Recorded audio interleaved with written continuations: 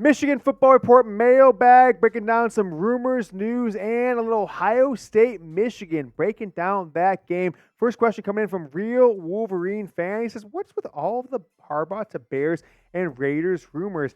Any truth? Well, there could be some truth. I think you never know what Jim Harbaugh is thinking. That's going to be the top question on today's Michigan Football Report. But I did want to ask anyone who is yet to subscribe to the show, now is the time. It's Michigan-Ohio State week. We are days away from the game. Hit that subscribe button below the video, or you can always go to the link, youtube.com/Michigan TV. Subscribe later if you want, but it helps a lot if you subscribe now. Send that link to a friend who loves Michigan football just as much as you are. Help them discover a little, the best recommendation always comes from a friend. You are that friend for your friends that love Michigan football.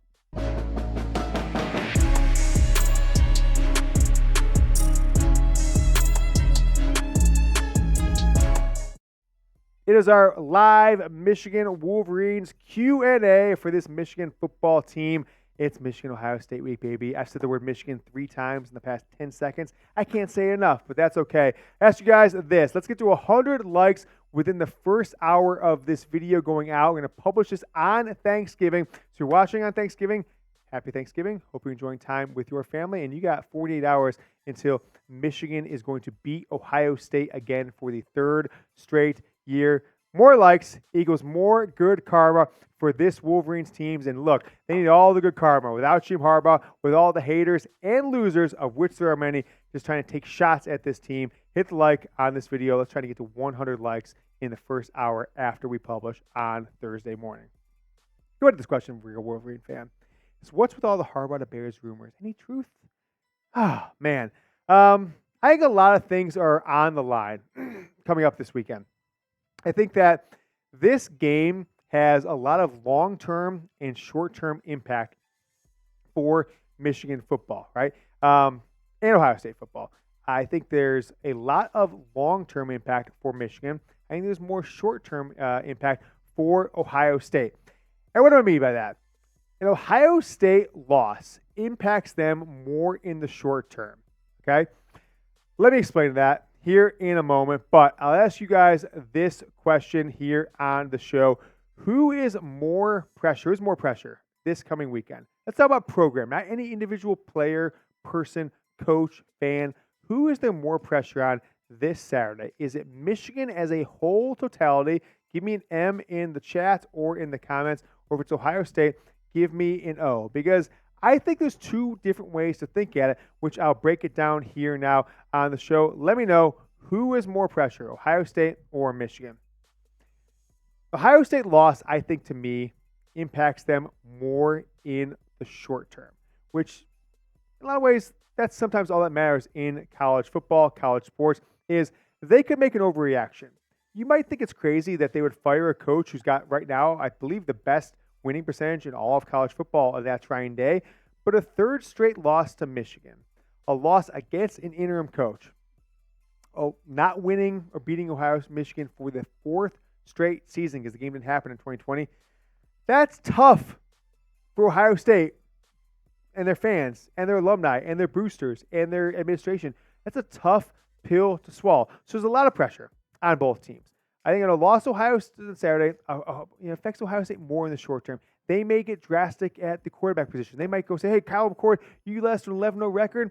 We need a better quarterback because you lost to Michigan. Okay, Ryan Day, you've had a better record than Urban Meyer over your first 5 years. We need to upgrade a coach. We need to fire you. So it also maybe takes a little of the cachet off of Ohio State as being the dominant team in the Big Ten. Go back to the first part about, Brett, I want to talk about the Michigan's long-term success. I didn't want to make sure I hit that point because I think I skipped over a little bit. I think Michigan's long-term success is on the table on Saturday. What do I mean by that?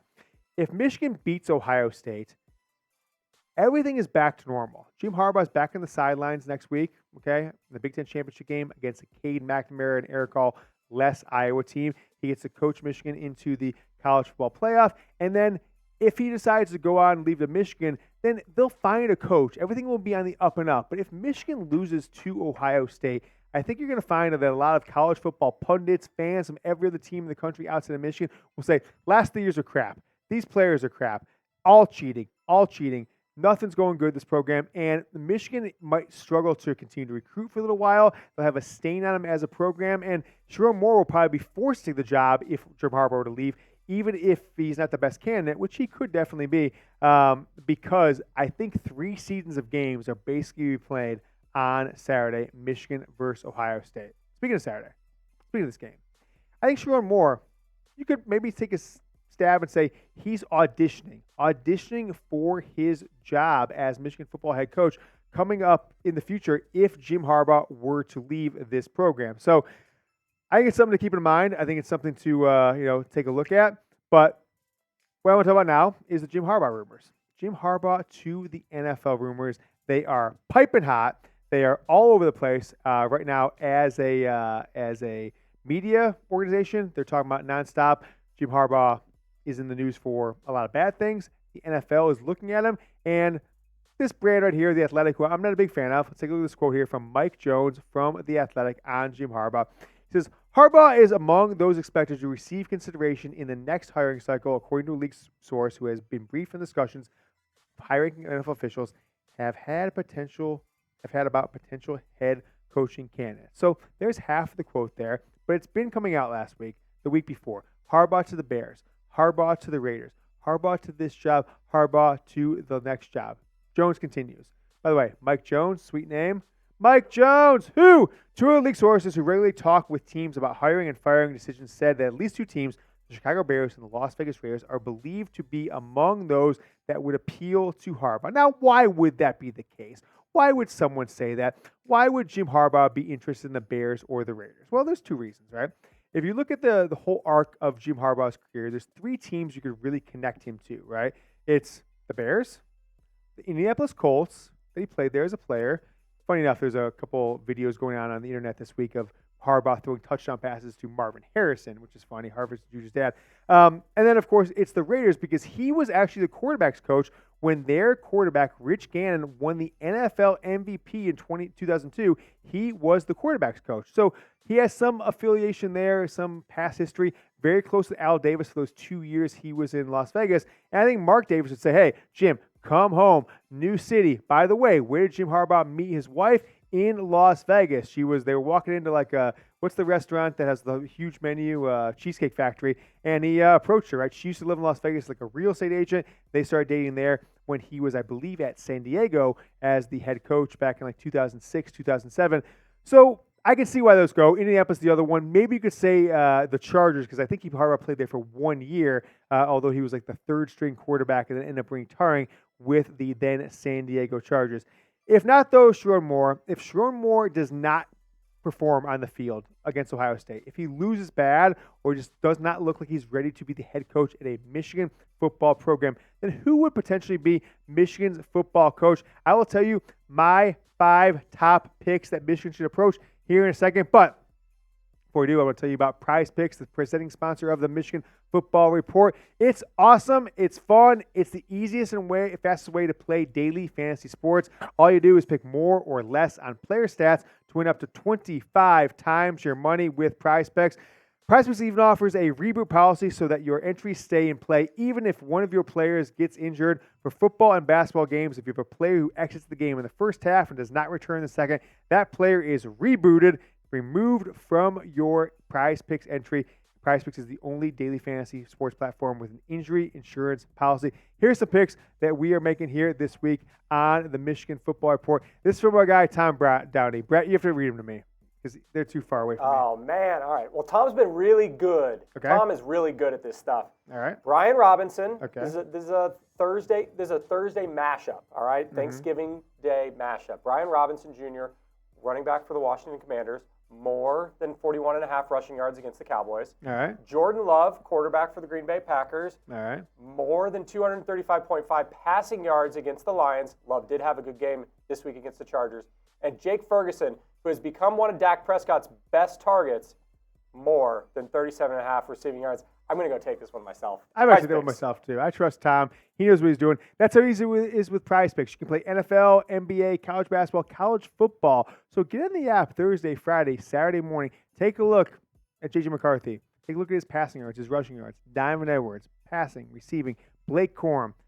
Marvin Harrison Jr., Kyle McCord, Abeka Imuka, Kate Stover, Travion Henderson. Just pick more or less. They'll put a number. Travion Henderson, 79 rushing yards, more or less. That's all you've got to do. You can pick 3 games, risk 5.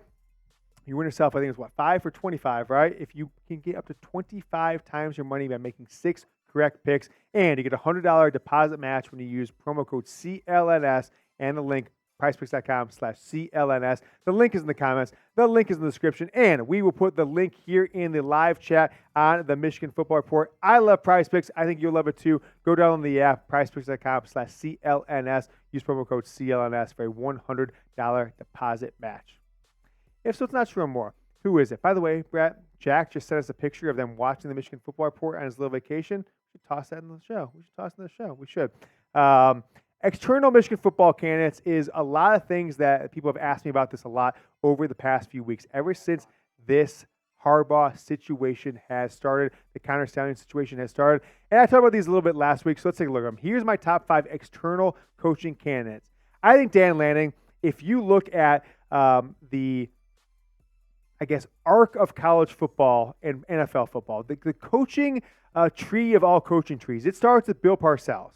Bill Parcells then groomed Bill Belichick, who then groomed Nick Saban, who then groomed Kirby Smart, who then groomed Dan Lanning, 37 years old, in his second season at Oregon, has them right at the top of college football. I've got him as my number 1 external candidate if Sherrone Moore is not up for the job. Then I've got Kalen DeBoer at Washington. Those guys are going to face each other, most likely, in another week in the Pac-12, the final Pac-12 championship. He is a winner at all levels of football. He's got like a 93% winning percentage. He's got 3 different jobs he's had in coaching. He was a head coach at Fresno State, now head coach at Washington. Prior to that, he was actually offensive coordinator with Indiana. Mike Hart was kind of one of his staff, on the staff there at Indiana at the same time. I think Kalen DeBoer could be one of the great next college football coaches. He should be number 2 call for Michigan.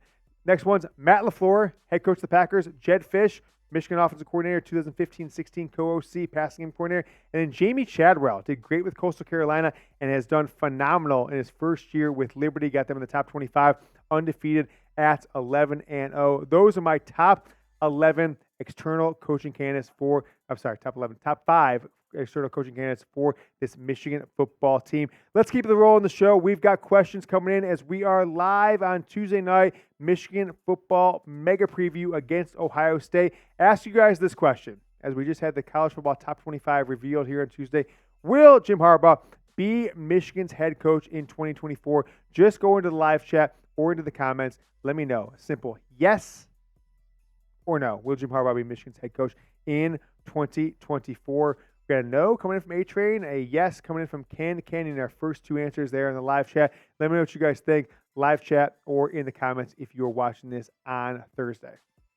Adam, what's the name? Harrington there. He says, $20 super chat. So appreciate the $20 super chat, Adam. He says, what's the status on Jim's contract? Does the weather look to factor in on Saturday? So let's talk about the contract first, because I've been checking the weather for like 2 weeks. It gets in that 10-day forecast on your iPhone. I'm looking at it left and right. I got a bunch of cities here on my iPhone. So let's take a look at that as I'm talking about Jim Harbaugh's contract.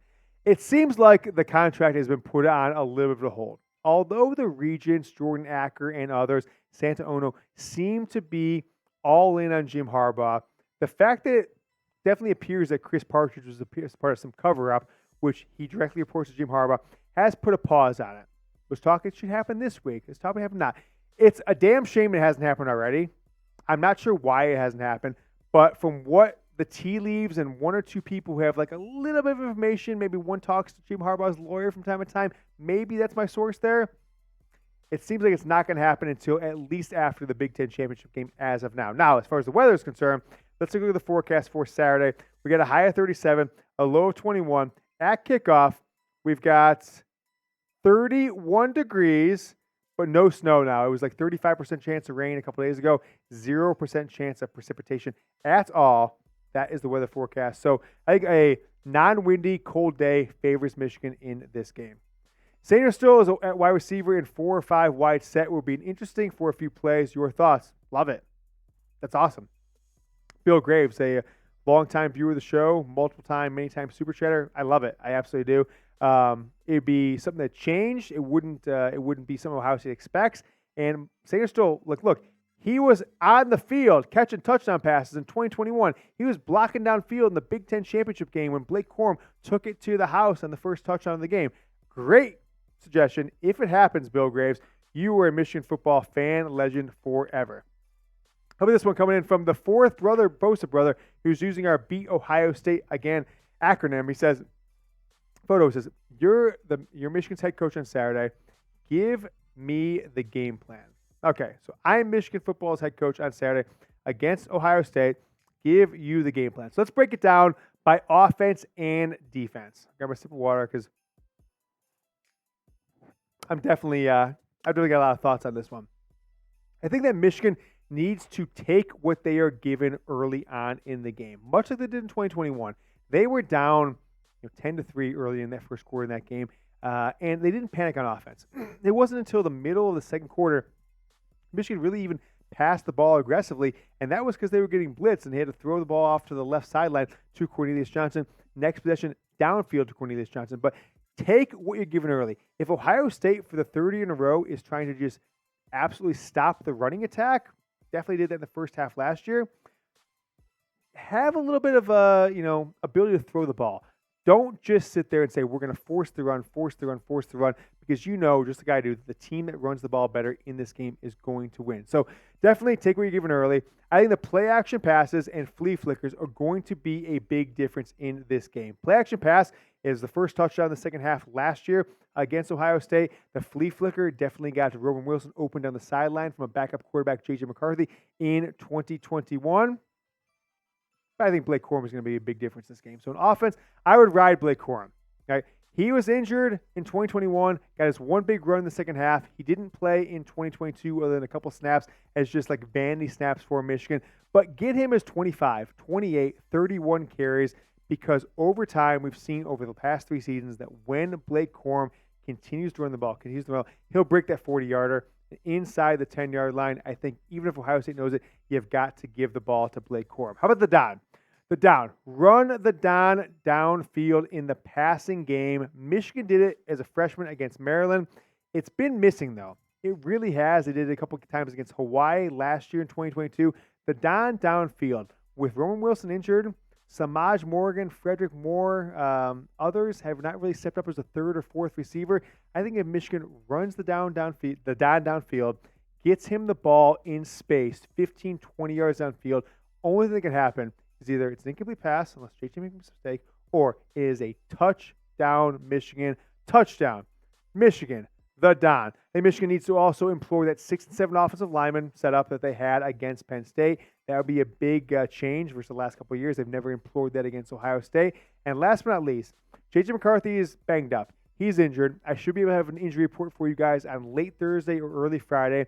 But even if he's got the ankle injury from the Purdue game 3 weeks ago, even if he's got the knee injury from Penn State 2 weeks ago, which he probably will, run J.J. McCarthy when they absolutely least expect it. One of the favorite plays of my life of this Michigan football team was third quarter last year when J.J. McCarthy took off on the right side in a read action play and just ducked his head on 2 Ohio State defenders and knocked them both down to the ground. Run J.J. when it's least expected. So about the defensive side of the ball.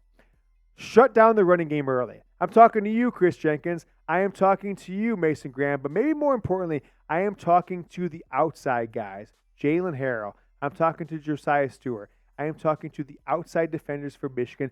Trayvon Henderson likes to bounce it outside. We saw it in the Notre Dame game for them. We saw it the last 4 weeks for this Ohio State team. You've got to shut down the running game for this team. How about Mike Sainristil? I think Marvin Harrison Jr. is someone you've got to double or bracket all game. But when that happens, the second option for Kyle McCord is going to be Cade Stover. Who's his father? It is Mike Sainristil, and he knocked the ball away from him last year. Sainristil needs to be the guy you have on Cade Stover. Put Will Johnson and Marvin Harrison Jr., put Makari Page or Rod Moore over the top against them. Get more of these plays. You see these guys in one-on-one coverage, even though Stover has 8 inches of height over Mike Sainristil. The guy that made the play was little Mikey Sainristil from Massachusetts, who the guy I think is the Michigan's team MVP this year. I think Emeka Egbuka is someone that Michigan needs to be concerned with. Injured just like Trevion Henderson all season, but he has returned with a vengeance in some regards. He is not, in my opinion, a deep threat for Ohio State consistently like Harrison is, like a few other players could be for Ohio State. He is the underneath valve for this team, for Kyle McCord specifically. Make sure he doesn't get anything going under 10 yards, right? Spy him with a linebacker, spy him with a safety under 10 yards. But if he breaks up field, kind of going across the field, or if he just releases deep on any passing routes, don't waste a player trying to guard Emeka Egbuka, double team him or bracket him. He is not proved to be a deep threat. I think that Josh Wallace or Mike Sainristil maybe, or any Michigan safeties could cover Emeka Egbuka downfield in a one-on-one situation. And last but not least, you got to confuse Kyle McCord pre-snap. Show blitz and then don't blitz, right? Get guys in line, show blitz, back up, okay? Blitz in ways that the film won't show. Trust me that Ohio State is watching more film this week than they have any week of the year, trying to get Michigan's tendencies. They probably got stolen film as well, just like maybe Connor Stallions did. Blitz when they are not expecting it. I'm not a football coach, so I can't tell you exactly when and where that should be, but that is the game plan for Michigan. Overall, I've got 10,000% confidence in the Michigan football team. If you play as a team, if you're there for each other, no one on this Ohio State team, not a single person on this Ohio State team knows how to beat Michigan. Right? The last time it happened in 2019, there's not a single contributor to this Ohio State team that was a contributor back in 2019. Michigan players know how to beat Ohio State. Ohio State players do not know how to beat Michigan. Play as a team, play for each other, and you will walk out of Michigan Stadium on Saturday, and you will have beat Ohio State again.